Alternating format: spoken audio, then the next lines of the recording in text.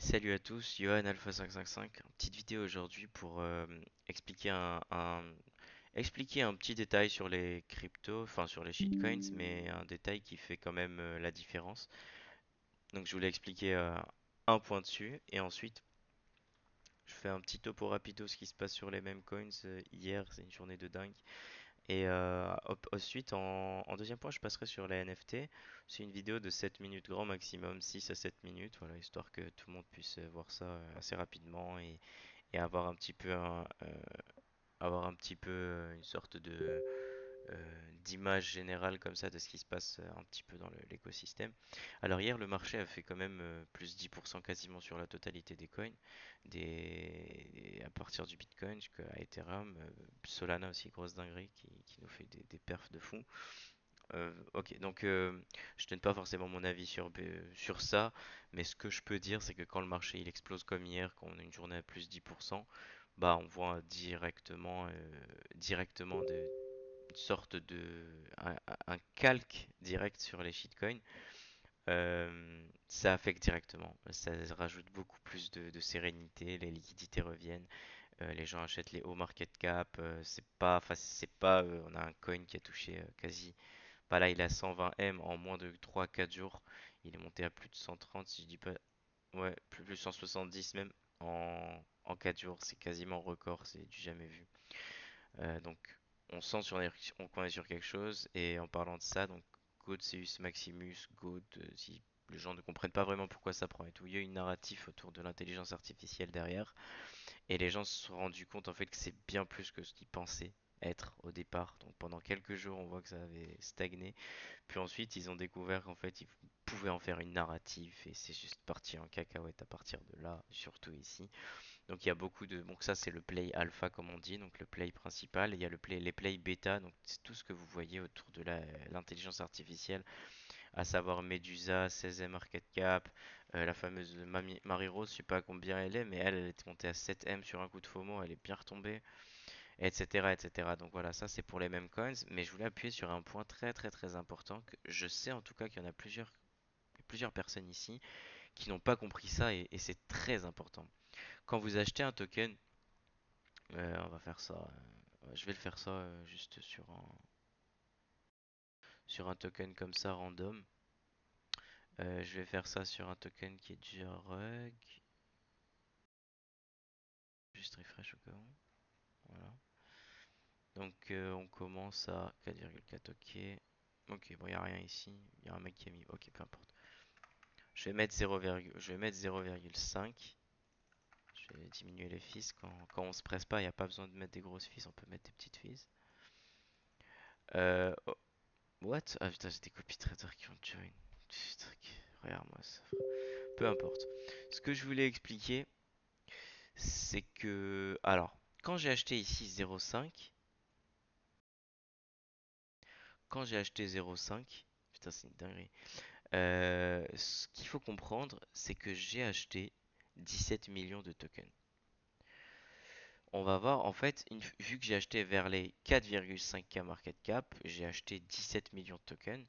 Ça veut dire qu'à 9K market cap, sachant que j'ai acheté à 4,5, ça veut dire qu'à 9K market cap, mes tokens, mes 17 millions de tokens, vaudront 1 Solana. Donc je serai en profit de 0,5 Solana. Et ça, en fait, c'est un truc que les gens ne comprennent pas. Il faut voir les tokens. Vous avez l'habitude de voir les Solana ici en profit, ou bien le PNL, etc. Ce qu'il faut comprendre, c'est quand vous êtes rentré sur un très bon truc, un truc probablement assez good.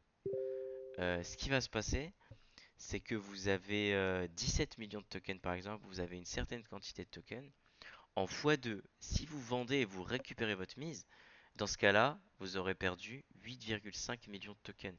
C'est pas juste que vous avez récupéré une moitié de Solana, c'est que vous avez perdu la moitié de vos tokens. Ça veut dire que si le token il vient à exploser par la suite à disons 50 000, 100 000, 200 000 market cap, bah vous en fait vous avez déjà vendu la moitié des tokens, ce qui veut dire que votre marge par la suite elle va être beaucoup moins intéressante que par exemple si le token a fait x3, donc on va dire 13,5k market cap au lieu de 9k, et que vous avez retiré votre mise. Pourquoi? Parce que sur un x2, vos 17 millions, bah, la moitié, elle représente 8,5 M. Tandis que sur un x3, quand on est à 13,5K market cap, bah, votre mise, elle représente plus que le tiers, parce que vous avez fait un x3. Et le tiers de 17 millions, c'est 5,5 à peu près millions de tokens. Et c'est pas 8,5.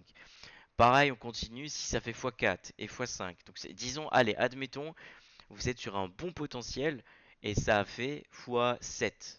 Mettons, vous avez in à 4,5K, on a fait x7, donc on est à peu près à 30-32K market cap à peu près.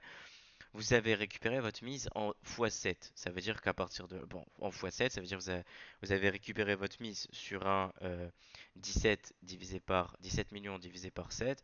Donc en fait, vous avez vendu 2,4 millions de tokens.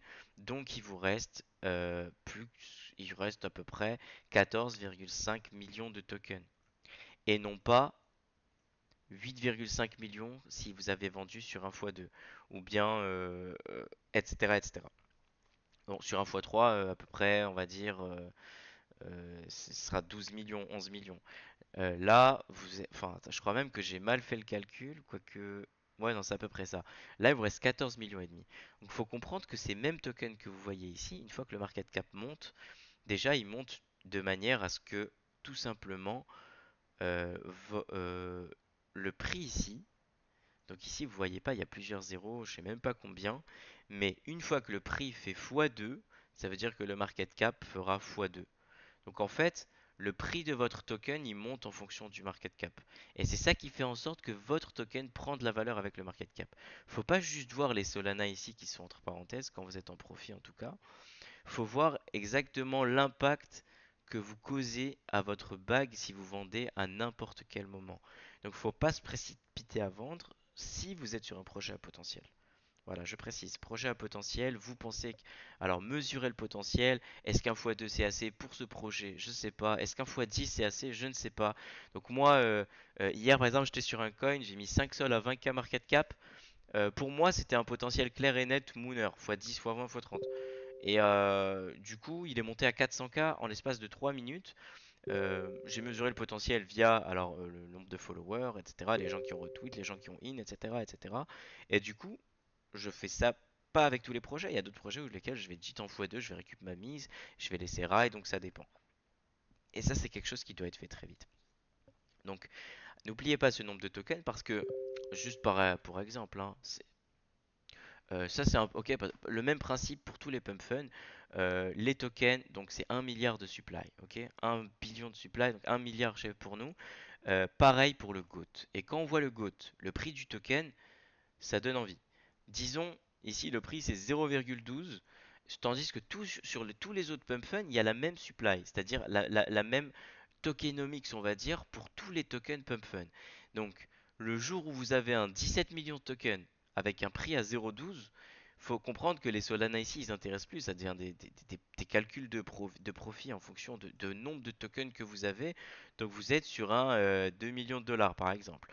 Donc quand on voit des top traders, vous voyez, eux, ils n'ont pas vendu des sols, eux, ils ont vendu du nombre de tokens. 40 000, c'est monté à 42 000 Solana. 30 000 tokens sont arrivés à 31 Solana, tandis que sur les low market cap, on va avoir 17 millions pour 2 Solana ou 1 Solana, ou peu importe. Donc voilà, il faut comprendre que tout fonctionne en fonction des tokens que vous avez et pas en fonction des Solana que vous voyez. Votre stratégie doit être faite en fonction de votre nombre de tokens, c'est très important. Et là, je rappelle que sur la fonction sell, vous avez 25, 50 et 100, mais n'oubliez pas que vous avez aussi les pourcentages. Donc si vous êtes sur un call à conviction, vous pouvez faire un 10%, un 5%, un 8%, un 30%, un 80%, etc. Tout en fonction de votre manière de faire. Donc ça, c'est une petite part sur les shitcoins. Donc le marché, il a une très très belle gueule. Les hauts market cap donc sont push par ce gars-là qui s'appelle Murat. Pour ceux qui n'ont pas entendu parler, my bad. C'est un pilier des mêmes coins depuis 2018. Il push le SPX 6900, il push voilà quoi, il push tous les gros tokens à très haut market cap, mais ça agit directement sur les tokens à petit market cap parce que ça ramène beaucoup de liquidités sur le marché. Et par rapport aux NFT, donc voilà ce que je voulais toucher à peu près rapidement. Il me reste 17 minutes, tu parles, moi 2-3 minutes, je touche à ça. Les NFT là, faut vraiment garder à l'œil. Il commence à y avoir beaucoup d'activités dessus. sur 24 heures. Alors il y a cette collection qui est reliée à, c'est pas 009, c'est plus 02, 015, qui est reliée à un token qui est monté à 4M, qui a Send. Pareil celle-ci qui explose juste à 0,4 alors que je la voyais à 0,02. Fiji c'est relié à un token Memcoins, le RPC. Protolad relié à un Memcoin. Anontology relié à un Memcoin. Pudgy Puppet relié à un même coin, c'est la XTDev, la meuf CryptoPatrix. Ça, je sais pas. Pudgy Puppet, ça, je ride sur le fake news. Proto, c'est relié à Boto, Shitcoin, Bitcoin. Ça, j'ai sweep hier, donc c'est le seul que j'ai trouvé un peu moins cher que les autres, donc j'en ai sweep une dizaine. Donc, faites très attention. À Cigarette Packs aussi, je voulais en parler. C'est un call que j'avais fait dans l'alpha. Le mint, il était à 0.02, je pense, quelque chose comme ça. Celui-là, ce projet, il travaille dur depuis un an. C'est assez axé 1010. C'est un truc qui a sold out à 10K supply il y a quelques mois et qui maintient toujours une bonne activité. Donc j'en ai sweepé une quinzaine. Euh, Faire attention, regardez un petit peu les trendings des 24 heures, regardez ce qui se passe. On peut avoir un tournant sur la NFT, en tout cas pour l'instant on a un tournant sur la NFT relié aux mêmes coins. Peut-être possiblement se poser sur un blue chip assez peu cher ici, pourquoi pas, mais j'irai pas sur un truc de bullrun 2021. J'irai plus sur un truc assez renouvelé, surtout qu'il y a Murat qui a fait une liste des NFT qui conseille d'acheter dès maintenant, etc. parce qu'ils vont exploser. Il a inclus Milady qui vont apparemment launch un token. J'irai plus sur des trucs axés Milady, j'irai plus sur des trucs axés dérivés Milady, etc. Toujours pour moi c'est des gagnants, c'est la commune, le meilleure commune que je connaisse. Donc voilà, c'était un petit truc sur la NFT. Tous les autres projets, PFP, ces conneries là, art et tout, c'est n'importe quoi, ça va. J'y crois pas. Je crois surtout au côté des gènes des gens, au côté reward avec les mêmes coins, etc. C'est fini l'art, c'est fini tous les Kairou, l'artiste c'est incroyable, il a fait des ailes en flammes, c'est n'importe quoi ça. Ça marche pas en ce moment, pas en 2024, ni en 2023, ni en 2022. Ça a marché en 2021. Donc là on est sur quelque chose de nouveau. Faut aller sur des NFT axés meme coins. S'il y a une renta du fait de holder un Fiji par exemple, je sais pas. Donc faut voir aussi pourquoi ça pump, faut comprendre, c'est ça, un peu pouvoir front run, pouvoir être passé avant tout le monde, comprendre pourquoi les NFT pump, etc. Essayer de pré-shot.